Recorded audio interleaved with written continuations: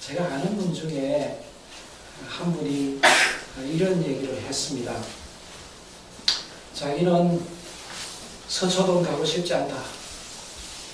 자기가 오랫동안 학생 시절부터 우리 사회의 변화를 위해서 데모하고 체류탄 맞고 촛불을 들었는데 삶의 현장 속에서 어떻게 보면 변화는 없고 사회 상층부의 권력 관계에만 변화가 생기더라. 그래서 자기는 마음이 너무 우울해서 가도 결국 밑바닥에서 살아가는 사람들의 삶 속에 어떤 변화가 오리라고 하는 기대감을 가지기가 힘들어서 못 가겠다. 검찰 개혁이라고 해봐야 검찰이 가지고 있는 권력을 경찰하고 공수처하고 검찰하고 셋이 나눠 가지는 권력관계의 변화에 불과한 거 아니냐. 그런데 자한당이 정권을 잡았을 때도 나의 삶에는 변화가 없었고 난 형편이 좋으니까 어느 정당이 권력을 잡든지 내 형편 좋은 거 바뀌지 않고 어느 정당이 권력을 잡든지 가난한 사람들의 삶의 현실에는 변화가 없다. 이렇게 권력관계의 상층부의 변화만을 위해서 촛불을 든다는 것이 이제는 너무 고단하다. 마음이 아프고 서운하다. 그래서 안 가고 싶다. 근데 세월호 가족 중에 어떤 분이 그분이 세월호 가족하고 같이 일하는 그런 분 중에 한 분이었는데 어떤 분이 그분에게 오셔야 됩니다. 아마 이번에 이 검찰 이 권력 분점의 관계를 새롭게 구성하게 되면 제3차 세월호 조사 위원회가 생기고 정말 그 이유가 뭔지 이번에는 기어이 밝혀내고 그렇게 해서 그런 일들로 이익을 받은 사람들에게는 철퇴를 가하고 사람들의 삶에 새로운 어떤 시대를 열어낼 수 있을지 모르니 와서 촛불을 드십시오. 그래서 그 사람이 다시 마음을 잡고 갔다 하는 얘기를 들려준 적이 있습니다. 우리 사회의 변화가 정의로운 사회의 변화가 그 사회의 가장 밑바닥에 있는 사람들의 생활의 현실 속에 다가가서 그들의 눈에 흐르는 눈물을 닦아주는 그런 정의, 그런 사회적인 변혁과 변화에 대해서 어쩌면 끈을 놓지 않아야 된다는 그런 경각심을 깨우쳐주는 그런 그분의 토로였다고 그렇게 생각을 합니다. 그러니까 이게 우리 일생의 과업이에요. 그냥 이번에 이거 하고 나면 다 됐다 이게 아니라 정말 우리가 죽을 때까지 하나님 나라 갈 때까지 정의의 세상을 위해서 서서 살아가는 이 삶은 우리의 운명입니다. 그래서 이게 피곤해가지고 나 이제 좀 그만하고 싶고 그냥 우리끼리 좀 행복한 생활만 좀 하자.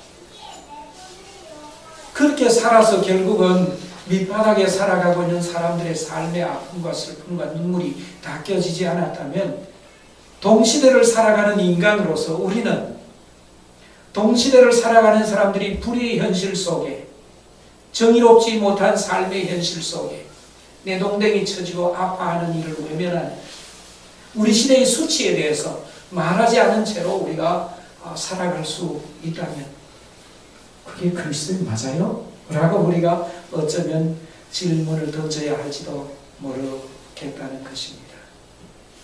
제가 사실은 여기 올 때마다 저희가 하는 이야기를 가끔씩 좀 하고 있고 이미 또 했던 얘기이기도 한데요.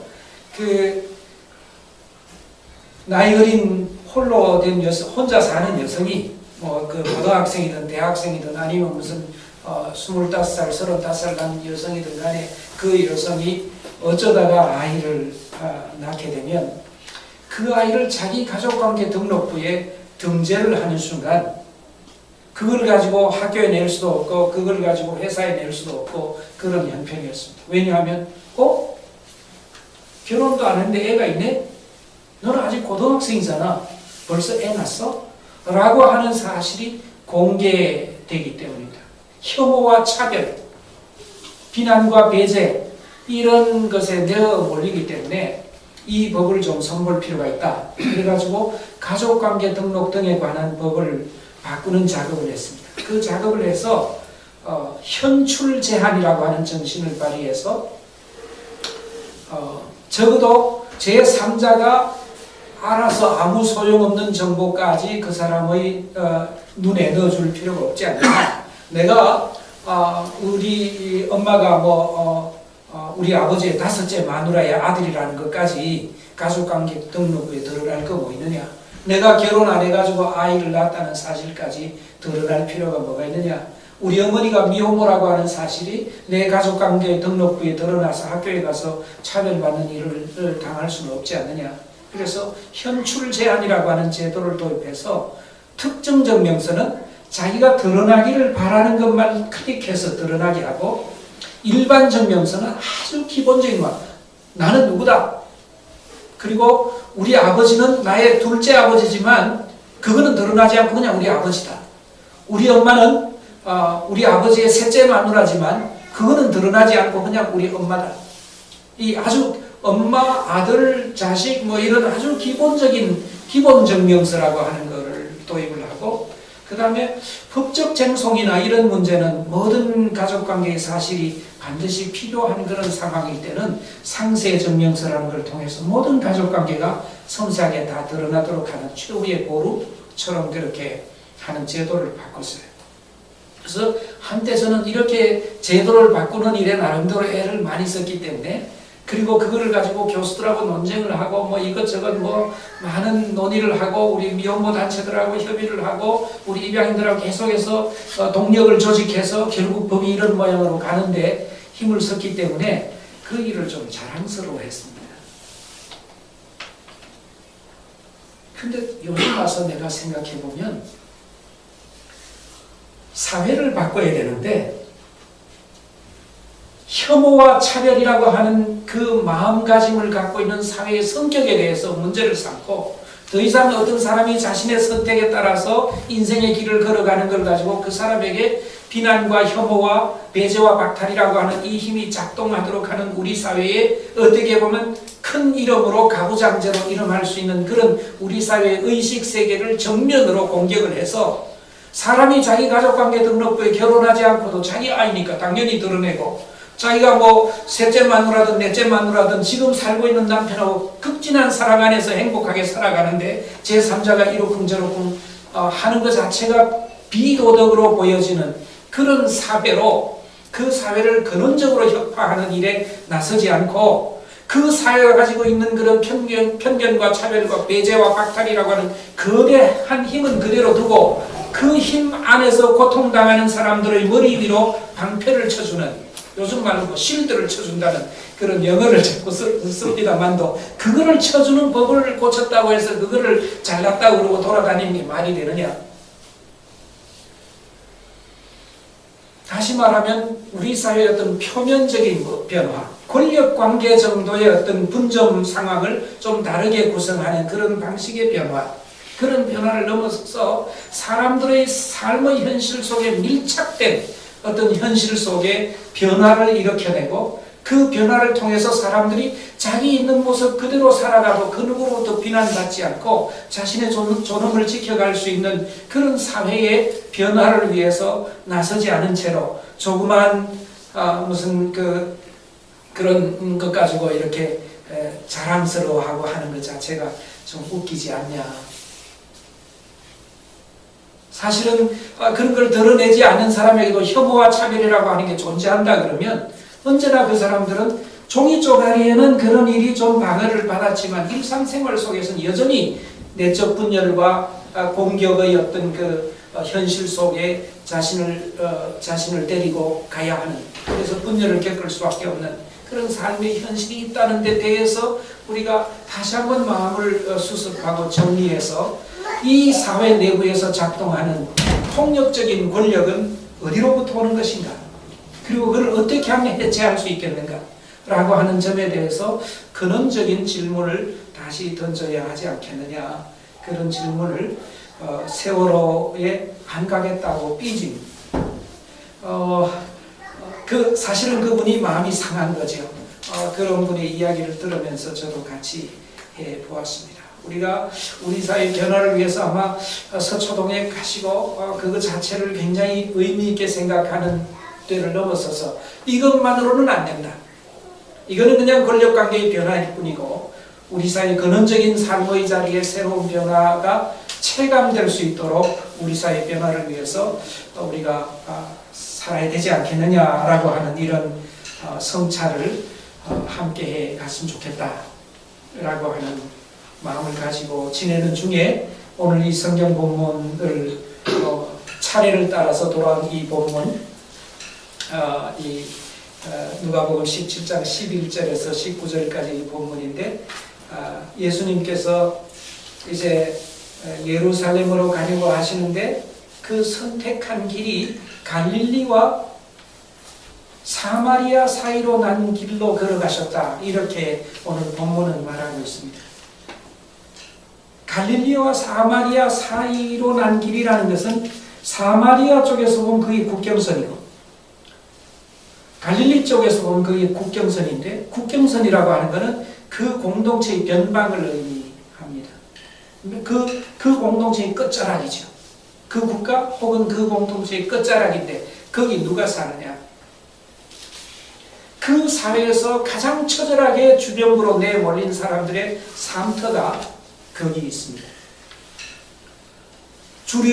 그 사회의 중심 세력이 갖고 있는 가치체계, 이런 것들이 작동할 때 그 중심 세력이 갖고 있는 그 가치체계에 합당하지 않는 사람은 거기 머무를 수가 없고 그 사람들은 주변으로 내몰리게 되어 있는 거죠. 그래서 주변에 내몰린 그 사람들이 그 길 가운데 나환자촌이 있었다. 그 양쪽에서. 그리고 나환자촌에 사는 사람들은 나중에 보니까 원래 사마리아 사람들을 유대인들이 상종하지 않잖아요. 그런데 사마리아에서 나병 환자가 되어서 그 철저하게 그 주변에 내몰린 사람과 갈릴리에서 유대주의적인 가르침 안에서 나 환자이기 때문에 그 사회 주변에 내몰린 사람들이 한 동네에서 같이 살았다.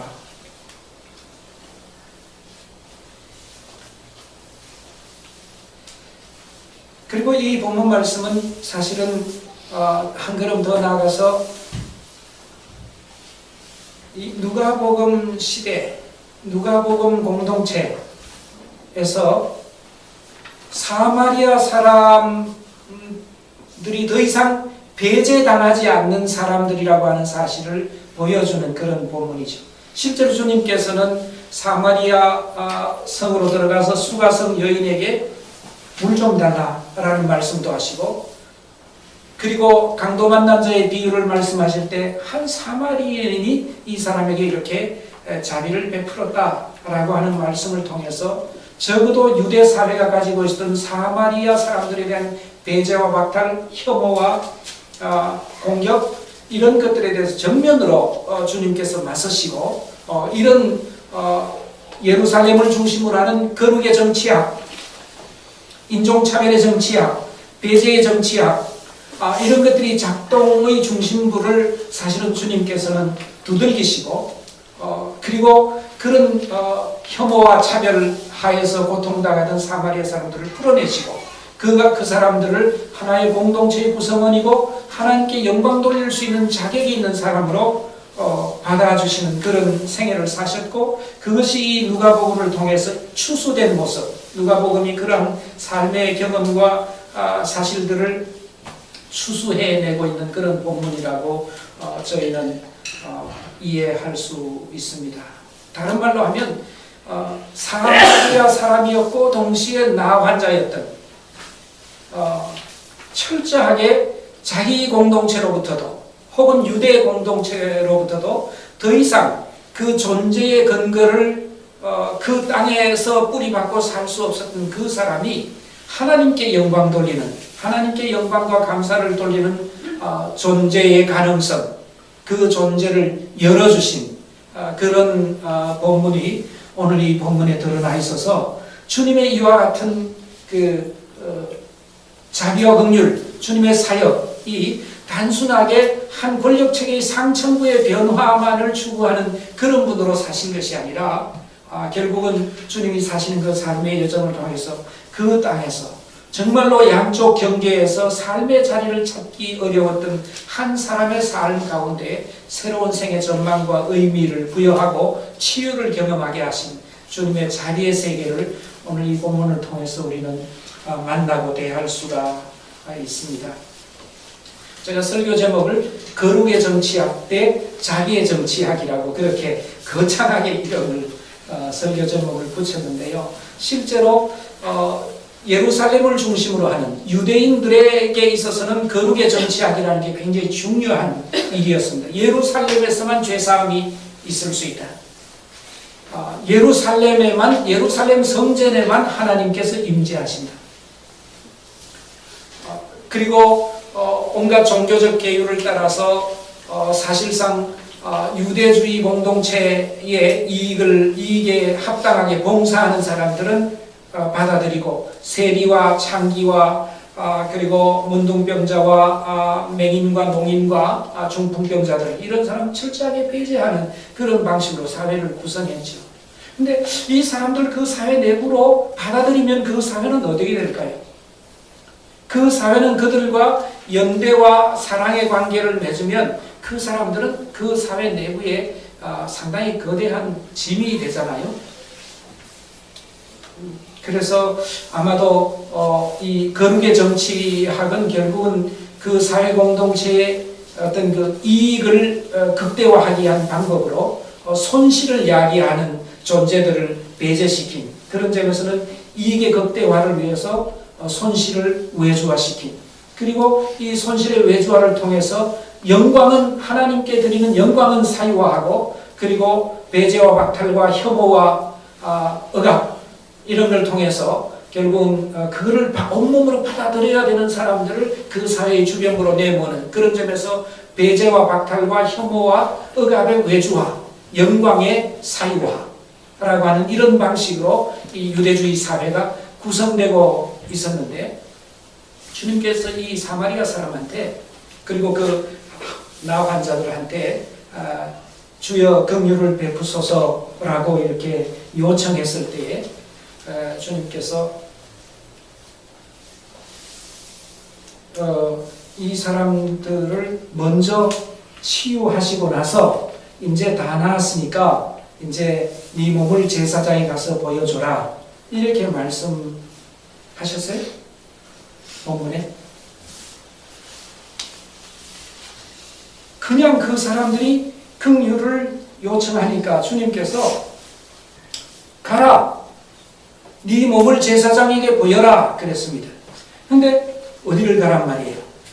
자기들을 배제하고 자기들을 밀어내고 자기들을 더 이상 혐오해서 가까이 하고 싶지 않아 하는 이 종교 권력의 핵심인 제사장한테 지금 사실상 낫지 않은 몸으로 가라는 거예요. 근데 가다가 보니까 나았더라.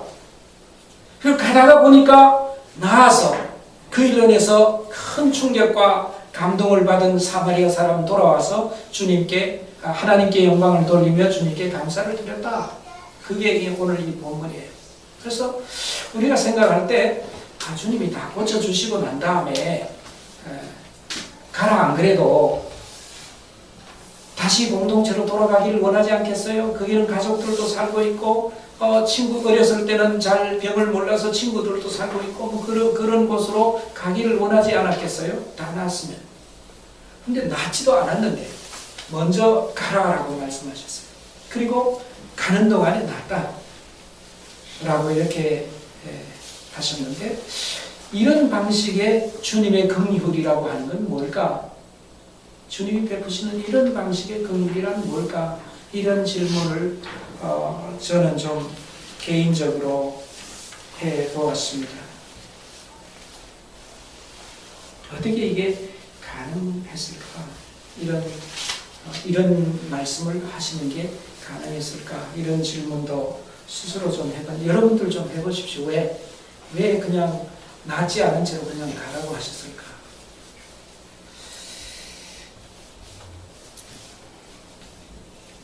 설교 준비하면서 답이 있다고 생각하고 뭐 많이 써왔는데요. 이런 질문을 던지니까 저도 잘 지금 무슨 길로 나가야 되나 그런 생각을 하는데, 제가 했던 준비는 이런 거였습니다. 아마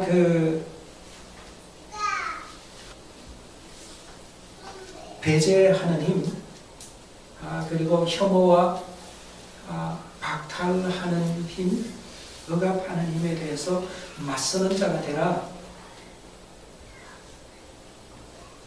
그 있는 그 존재 자체로 맞서는 자가 되라. 그리고 그렇게 맞서서 가는 동안에 치유하는 사건이 일어날 수 있음을 보여주시는 게 아닐까. 우리 새민족교회 덕분에 제가 한번 삼성 본관 앞에서 그 철탑 위에서 자기 몸을 던져놓고 사시는 분과 연대하기 위해서 저도 한 번 겨우 가봤습니다. 삼성이라고 하는 이 거대한 괴물, 거대한 권력, 그 앞에 배제당하고, 그래서 이 사람이 몽골에 가서도 근무하고 아주 낮고 천한 자리에서 이 근무를 하는 그런 모멸을 겪으면서 살았던 분이라고 하는 사실을 알았습니다.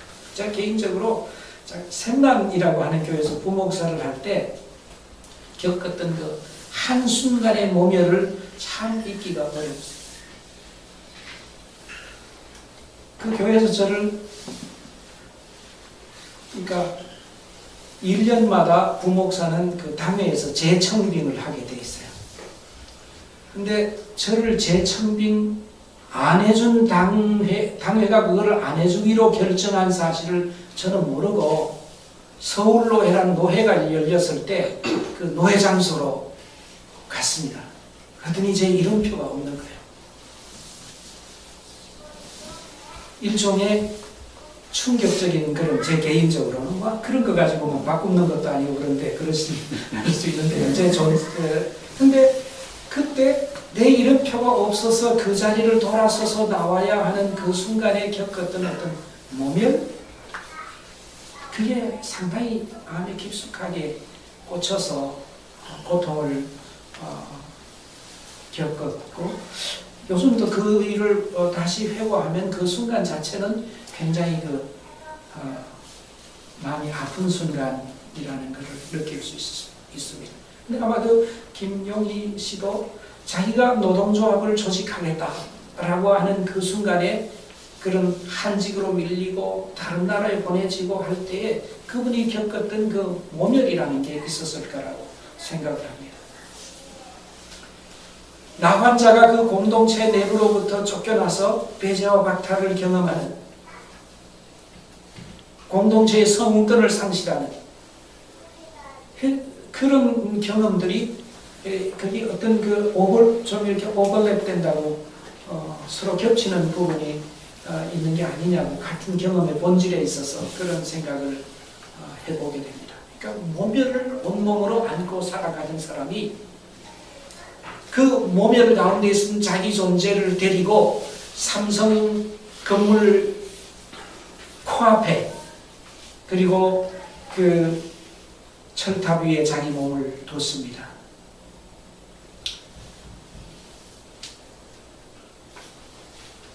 간 거죠. 가라. 간 겁니다. 그 모멸을 이기고, 그런 삶의 여정 안에 있었던 아픔을 이기고 거기에 자기 몸을 뒀습니다.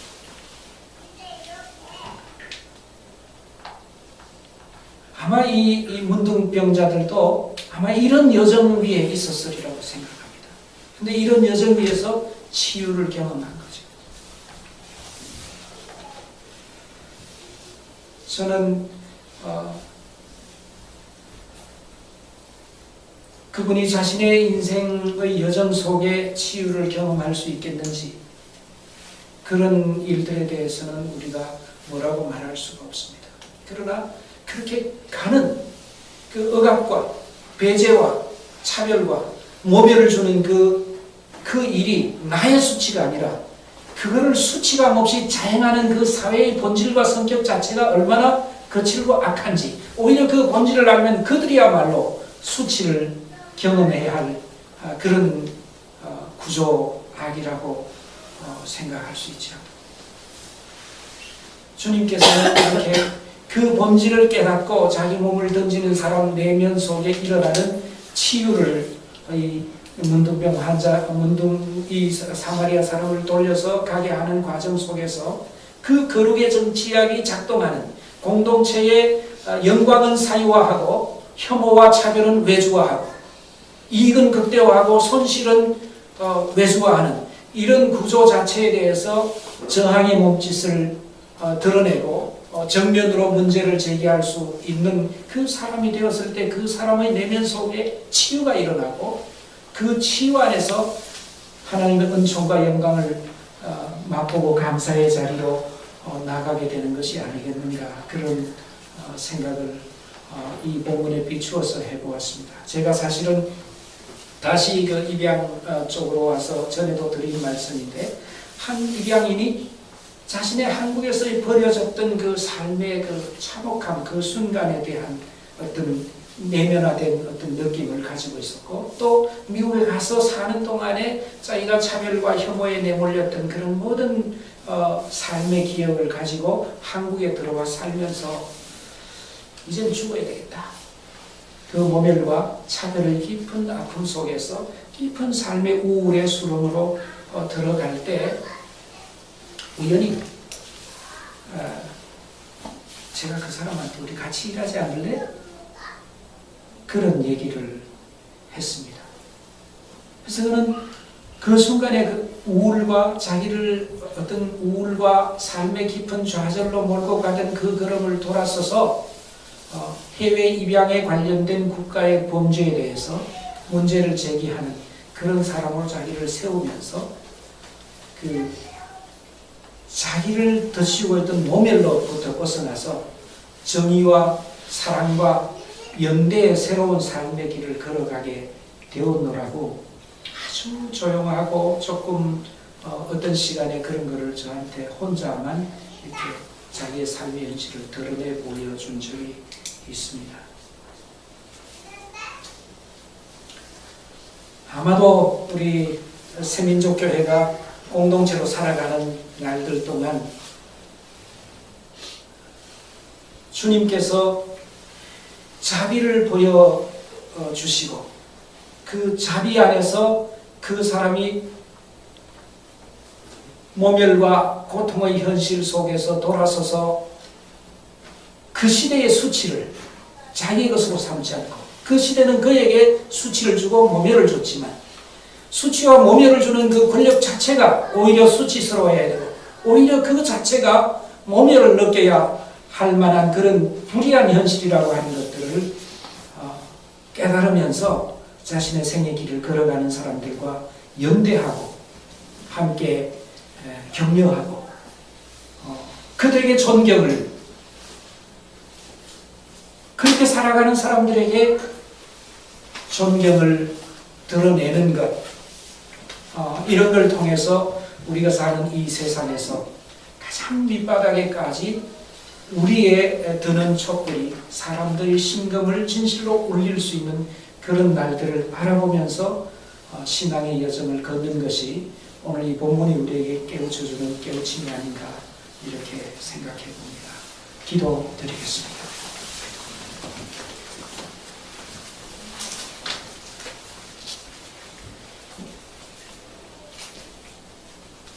하나님 아버지, 우리는 많은 실수가 있고 허물이 있으며 우리와 어떤 사회 내부에서 좀 책임을 져야 할 일이 있고 부족한 일이 있을 때마다 우리 자신이 얼마나 초라하고 아픔을 느끼며 존재의 통전성을 상실한 채로 신음하고 고통하는지 모릅니다. 이 고통과 아픔에 대한 우리의 이김을 우리 주님께서 주시는 줄 믿습니다. 우리 주님께서 우리의 깊은 내면의 위로를 주시고 있는 그대로 나의 존재를 수습하고 살아갈 수 있도록 힘을 주신 줄 믿습니다. 오늘 강남의 한 철탑 위에 자기의 존재를 던진 분, 주님께서 건강을 지켜 주시옵소서. 그리고 우리 시대의 더러움과 악함과 불의가 그의 삶을 통해서 드러나고 우리가 살아가는 이 시대에 정의의 문제가 권력 분점의 문제가 아니라 일상의 삶 속에서 아픔을 겪는 사람들의 눈물을 닦아주는 그런 자리에까지 나아갈 수 있도록 우리를 불러주신 줄 믿습니다. 이 일에 우리가 하나님께 영광을 돌리고 감사를 드리는 믿음의 길을 걸어가게 도와주시옵소서. 예수님의 이름으로 기도드립니다. 아멘.